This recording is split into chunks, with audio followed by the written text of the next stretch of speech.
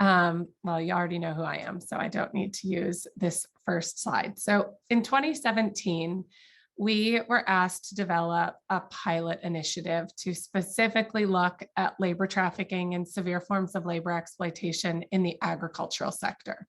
And that was really the charge that we were given. And so we had the resources and we had the opportunity at that time to be able to try a number of different strategies. We had our like pie in the sky, North Star vision of ending labor trafficking and severe forms of labor exploitation in the ag sector in the US, but knew that we were only going to be working for 3 years. And so needed to be very specific about our strategies and then the activities that would support each of those activities, or each of those strategies rather. So on this slide, you see the strategies that we employed, all driving toward the same goal of ending labor trafficking. My presentation is going to be broken up into kind of 3 areas. 2 and 3 will bleed together a little bit. But I want to walk you through what how we approached this in Texas. So I'll give you an overall an overview of the strategies for the program, and then I'll go through the evaluation. We had Arabella advisors walk alongside with us from the very beginning. They were there as we were developing our indicators, and we did a lot of baselining and survey work and assessments at the outset to know where that delta might be. So when we concluded in 2020, we did complete a formal evaluation, which I will share. And then I'll talk a little bit about some learnings and places that we are going to head to from here. So the strategies were to build capacity of law enforcement. I'm not going to read this all to you. Pursue perpetrators, secure justice for victims, increase coordination to amplify resources, empower farm workers, and that's one that we added on right before we got started, improve employer practices, and create a public mandate. I should also add, we have a public-facing version of the evaluation. So if anybody is curious about that, you need to follow up with me directly and I can get that to you. So when we started with this pilot, we knew we were going to work in Texas. We had no idea where we were going to go. And what we realized at the outset was, nor did anybody else. When we started talking about specific crops or harvest cycles, or H-2A workers, contract workers, non-contract workers, migrant workers, we realized there is no place to go if you're a team who are looking to address labor trafficking in agriculture, even amongst any low-wage workers. How do you figure out physically where these workers are and where there is most need? So we started really with a map of Texas, and we pulled just some very general data from census data around how many farms are in the state of Texas, how much money is spent employing farm workers, and how many are there. So we knew starting from the outset, there are about 160,000 workers in the state. So we wanted to figure out, how are we going to connect with these workers? We knew that to further our ambition and our goals around securing justice for victims, improving employer practices, pursuing perpetrators, we had to actually connect with workers. So we started looking at publicly available data sets. And what you see here on the screen are the public databases that we went to first. So the census, OSHA, the wage and hour database, and then some specific data from the state of Texas, both from the Texas Workforce Commission and then the Department of Housing and Community Affairs and DOJ's OVC database. We didn't have a way at the time to layer those data sets together. So we really started building it, kind of talk about like in our garage, so to speak. We just pulled a program that was off the shelf, the ArcGIS program, and started inputting these data sets into us. None of us, I should say, were or are data scientists. So I will say this really can be done with very little understanding of how data sets, or I should say like geospatial mapping programs work, because none of us had that experience. So the next few slides I'm going to walk through pretty quickly, but they're going to show you these different layers that we started looking at. So we looked at the number of non-migrant, non-contract hires, and you can see this is a bit of a heat mapping of where these individuals are. We pulled data on the number or the amount of contract labor, the dollars that are spent on contracted labor. At the time, we were working with the 2012 Ag Census, so I apologize, this is a little bit outdated, but you can see that there are certain regions in the state that are way over represented. We looked at the number of H-2A orders that were active at the time and put that on the map as well. So you're starting to see some pockets up in the Northwest and in the western part of the state. We also realized that it was really, really important, particularly when we were looking at migrant and other H-2A workers, that we needed to understand the seasonality of the harvest in Texas. And so we did some analysis to better understand when workers arrive and when workers depart, to also help target our outreach strategies. This slide that you see is pulling from the OSHA data set, and it helps us understand where are accidents and other kind of workplace accidents and injuries taking place.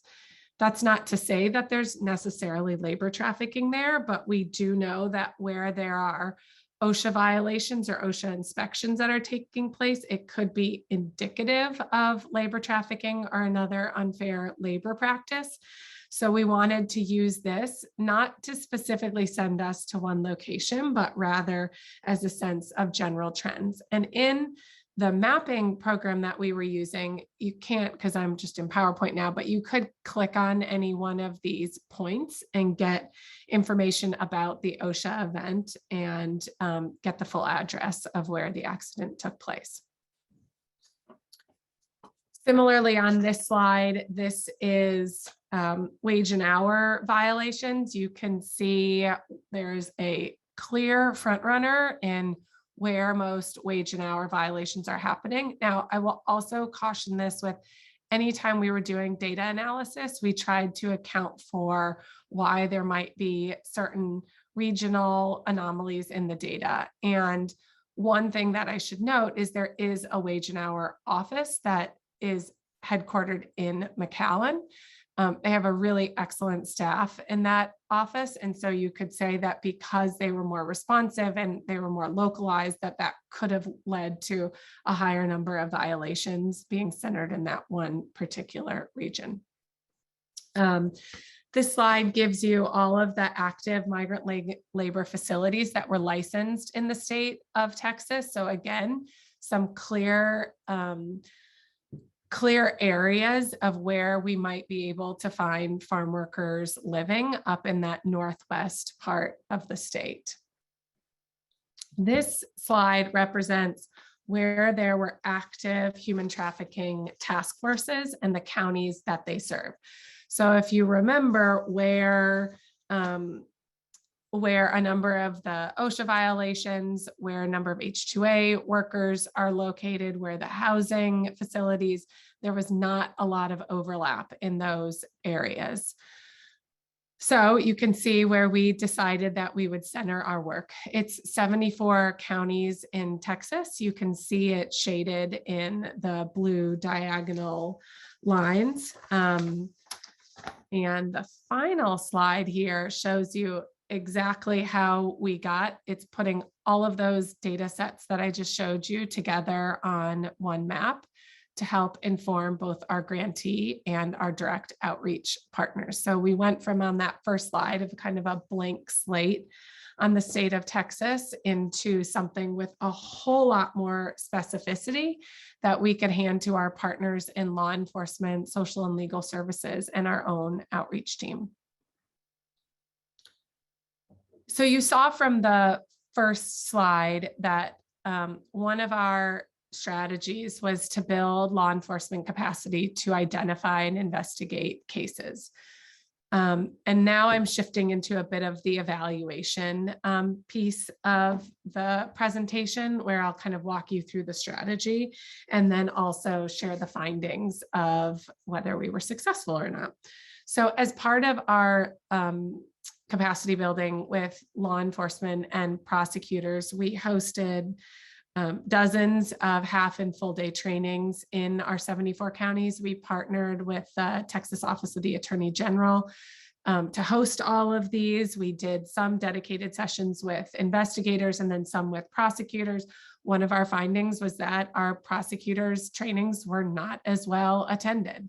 I think we know that prosecutors tend to have a harder time or a hard time getting away from their docket. And so one of the recommendations was that anytime a prosecutorial training is scheduled, you really need to work with the judge or the district attorney in that judicial district to try and find a time that is convenient for the prosecutors, because sometimes we would do a training and we would only have a handful of prosecutors there. Now, what I can tell you, though, is that at the outset, we asked all of our law enforcement trainees to answer some just basic true-false questions to test their understanding of human trafficking and labor trafficking in particular. The questions involved things like, does human trafficking involve or require movement across a border? Does human trafficking require a threat or some kind of physical harm? Human trafficking involves illegal immigrants only, or human trafficking is another word for smuggling.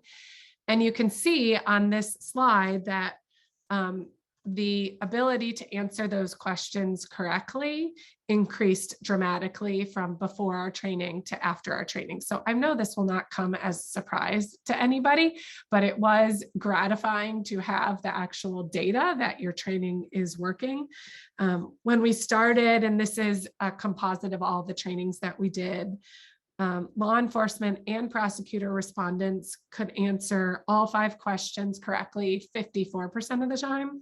And at the end of the trainings, 80% of the time, respondents could answer all 5 questions correctly. So I know sometimes training is boring and it's hard to convince people to get there, but it works, particularly if you're using tenets of adult experiential learning and you have trainees, and this was one of our other findings that come from the field. So we have prosecutors training prosecutors and law enforcement training law enforcement.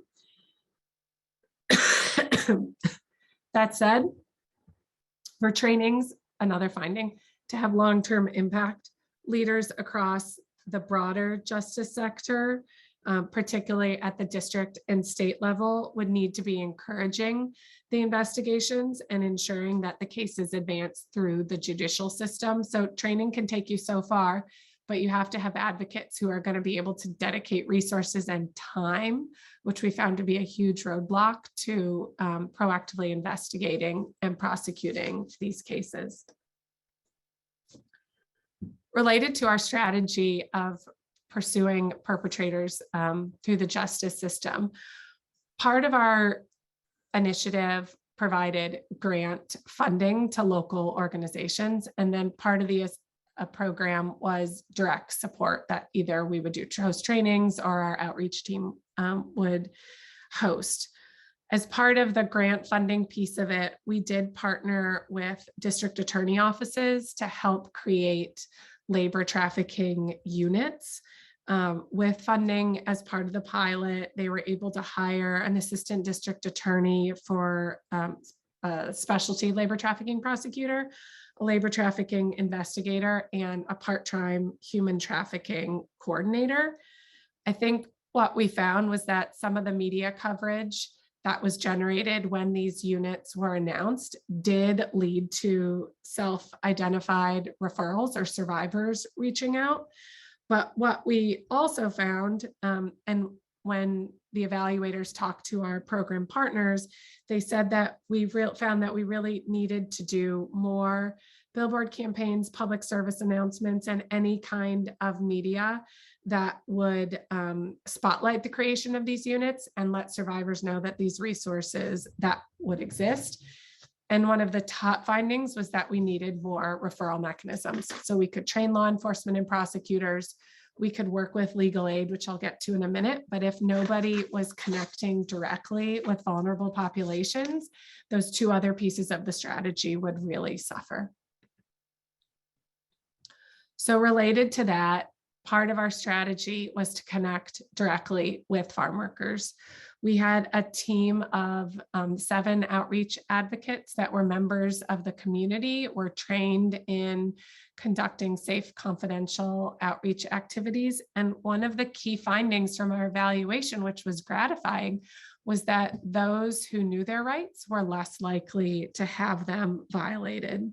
And so I really can't emphasize what we took away from our 3 years of learning was that having deeply knowledgeable outreach advocates who understand the local context and speak the language of the farm workers was critically important to being able to build trust between vulnerable workers and our team, and then help make those connections to either legal, social service, or law enforcement providers. This slide here gives you a snapshot of, in the 3 years, all of the sites that we were able to visit to do outreach. In the 3 years, I mentioned we had 7 advocates who were able to make 592 site visits. Again, because we were evaluating this and wanted to be as data-driven as possible, we collected information in a just kind of little bespoke software program that we developed. That was really a record-keeping system that would allow our advocates to share information with each other and then share information with any referral agency. We connected with thousands of workers in that time. And I thought I would offer some of the principles that our outreach team used that was highlighted as part of our evaluation as a best practice. And it was to not disrupt workers while they work. Seems kind of like a no-brainer. To visit with workers during their breaks, to only engage workers, not the employers, to visit with workers when they're at home. We used a principle of tenants' rights that the workers would invite us into their homes and we would be able to connect with them there or meet at secondary locations. And using those best practices, we felt we were able to be very successful in building trust between our outreach team and farm workers. At the beginning of the pilot, we did a survey to understand the kinds of workplace violations or unfair labor practices that may be happening on Texas farms. And what that survey told us was that 29% of the workers we surveyed indicated that they faced some form of labor exploitation. And you can see the different percentages on the screen of the types of exploitation or unfair labor practice that was experienced. Excuse me.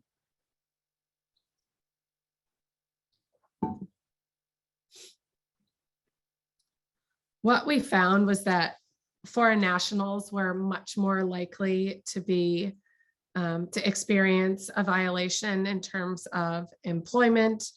We also found that US nationals were more likely to report verbal abuse. Kind of an interesting take on it. We also partnered with the organization CDM to do some outreach in Mexico once workers had returned, because we were hearing repeatedly that workers felt uncomfortable, and these were mostly migrant workers, were uncomfortable reporting workplace violation while they were still in the US, and were much more likely to be willing to work with law enforcement or legal aid once they were back in their home state, and that was predominantly in Mexico. So in terms of where we are headed next, we are working to build out a data set that would take all of the data I mentioned at the outset to create a tool that would be nationwide. So instead of only the data on Texas, which we did really by hand, it would automatically pull data from the US Department of Labor, and it would then allow any worker, we're going to password protect it, but we'll be giving access to people on this call that would want it. You can just email me, and there'll be a public rollout of this as well. But we're working with a private sector tech firm to create this field data tool so that anybody who's doing outreach will have at their fingertips that information on a map that then they could zero in on. If you're working in the Detroit area, you can pull up all of the surrounding counties and get information on all of the various DOL data points that would help you essentially shrink that proverbial haystack to your one needle, which we know are very limited in terms of outreach workers or law enforcement as well. We're going to be launching the tool later this year. We have a team that's still doing outreach in Cameron County, Texas, but we would love for those of you who do proactive outreach to agricultural workers, we would love to have you serve as a pilot user of this tool as well. So please reach out to me, get in touch with Kristen. She can give you my contact information to let us know if you would be interested in working with us as a pilot user. So kind of moving back to some of the findings from our evaluation on the strategy of securing justice for victims, what we found is that providing resources and working with local organizations who can identify and support victims was key in helping to increase the capacity to actually serve victims and to achieve justice. We found that when there was timely and efficient response to the referral, we were able to maintain trust with workers. There were certainly days or months where workers would connect with our team, and then for whatever reason, we were not able to make that handoff to somebody who could actually provide services in a timely manner. And it was really detrimental into furthering a victim's path on whatever it might be, trying to get a T visa or moving through civil litigation or something like that, if too much time passed in between when that initial referral was made. A lot of these feel very common sense to me, but it was interesting to see this identified by our evaluator. They also pointed out that maintaining a single point of contact for survivors was essential for ensuring that their needs were met and that the proper follow-up occurs. So often we found that survivors were handed off to a number of different people that did not aid in building trust and building continuity between different organizations. So having a single point of contact was really important. In our initiative, we partnered with Texas Rio Grande Legal Aid to provide legal aid and Refugee Services of Texas to provide the comprehensive casework. And I think that multi-dimensional approach was really important. And there's a reason why we have the enhanced collaborative model and task force model, where all sorts of groups are coming together, because it actually works. To that point, we were able to demonstrate in the 3 years that we were able to help increase the reach of local task forces by patient relationship building. I think so many of us have experienced the silos that we've all put up, and that collaboration really is key for a trauma-informed, victim-centered approach. So with the strategy of increasing coordination, we did not want to reinvent or recreate the wheel. So we worked on building the capacity and providing resources to 2 organizations that were already using a task force model in their areas. So in the Northwest region that you can see near the Amarillo, Lubbock area, and then down further south, we worked with Family Support Services of Amarillo, FSSA created a labor trafficking subcommittee within their existing Freedom in the 806 coalition, which we found was successful in expanding awareness and attention around labor trafficking in that region. And similarly, in our southern region, we partnered with the Hidalgo County District Attorney's Office that coordinates the Rio Grande Valley Anti-Trafficking Coalition and help to open some of the lines of communication between law enforcement, elected officials, and the local anti-trafficking community. The data did show that that did bring more attention to labor trafficking. The assessment also found that you will need to continue providing these resources if you want to see continued collaboration, and having resources to fund actual people to run task forces. Again, not a no-brainer, or feels like a no-brainer, but is something that I think we all need to remember. There are people that need to run these task forces, and they need to be paid. One of our strategies that I will say was not successful, and I think it's not because it's not an amazing program, but because we didn't have some of the other necessary components in place, is that we looked to expand the Coalition of Immokalee Workers Fair Food Program, which has so successfully operated in Florida, into the state of Texas.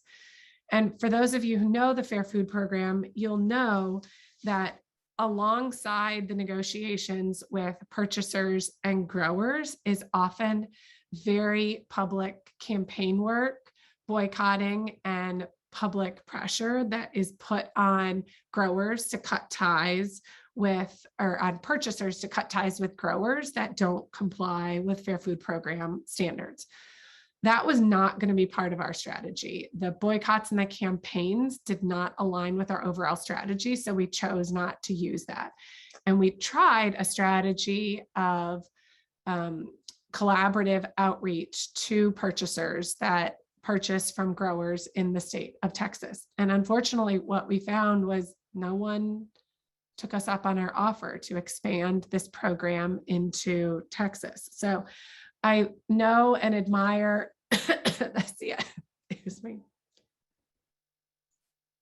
the CIW team, and I know that they're eager to continue expanding the Fair Food Program, and I'm confident that it will happen in the state of Texas. It did not happen within the 3 years that our pilot was operating. And it's probably also good for me just to make a note in on this point that we know 3 years is an absolute drop in the bucket when it comes to moving practices around labor trafficking or any forms of trafficking. You need at least 10 years to see a real difference. So while I think we had progress in certain areas, I was not totally surprised to see that we had stagnation in other areas. And the assessment found that it wasn't necessarily that there was a failure, but rather that we did not have enough time. The last part of the strategy that I want to mention was around creating a public mandate. I think that ties into the public pressure and the campaign work that would have been necessary to support the expansion of the Fair Food Program. At the outset, we did some baselining to understand where is the Texas public on labor trafficking in general, to really understand, is there consumer knowledge? And what we found was that there was not great consumer knowledge around labor trafficking, particularly, well, and human trafficking, but labor trafficking in the agricultural sector. So on this screen, you can see the percent of respondents who are able to answer true/false questions correctly. It's probably not as a surprise to a lot of you that it was pretty low when we asked, is human trafficking another word for smuggling? And most people said yes. Does human trafficking involve mostly illegal immigrants? Again, about half of people are going to say yes. So we knew that we would need quite a bit of public awareness work needed to be done to support the Fair Food Program. And I think if we were to do this again, we would have doubled down on this strategy. But a piece of the strategy was not campaign work, but rather was funding investigative journalism into fair labor practices and labor trafficking in agriculture. And we worked with the International Women's Media Foundation, who were able, through their Underreported Stories program, to do investigative reporting on agricultural practices and agricultural labor trafficking in Texas. We had 6 grantees that published work by the end of the program. There are still some that are awaiting to be published or run.